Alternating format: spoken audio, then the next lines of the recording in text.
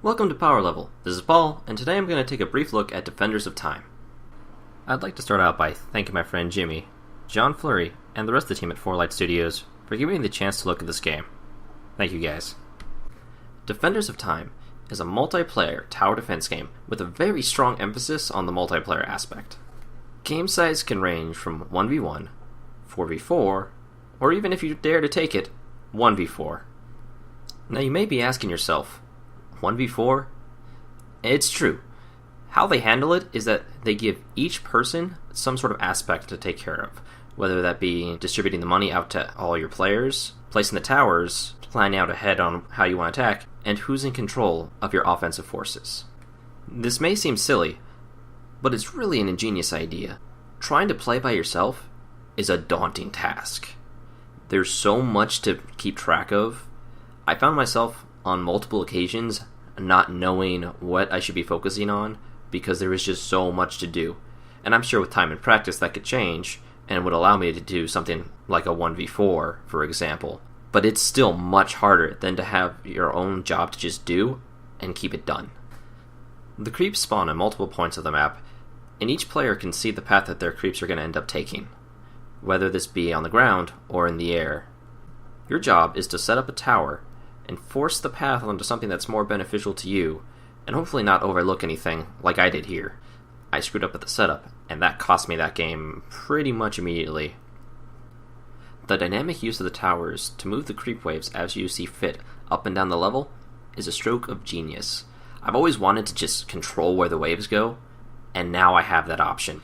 It adds a lot of different creativity, and you get to see how each player handles certain problems that they're given.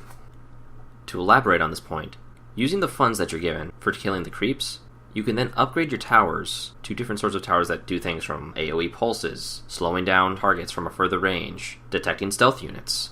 The amount of options that you're given to play defense with and try to strategize is very in-depth. The creep waves are also able to be dynamically spawned. As you get points to choose your different upgrades, you can pick up different power-ups for the different creeps, be they stronger, split in half, maybe they're just faster. You can also choose to upgrade to flying or stealth. This allows you to take multiple pathways with your creative process and changing what they're expecting. They don't have white towers? Put some stealth creeps up on the field. They have a lot of anti-ground? Well, spawn flyers. Maybe they don't have that many turrets. Send a lot of enemies that they can't handle that. Or maybe just send something stronger to walk through. The different variations and how you can mix and match the different waves is fantastic. The game will also include different maps. These maps offer a variety of different challenges. There are so many ways to handle some of them. It's going to be a challenge to figure out what's optimal and what isn't, depending on who your opponent is.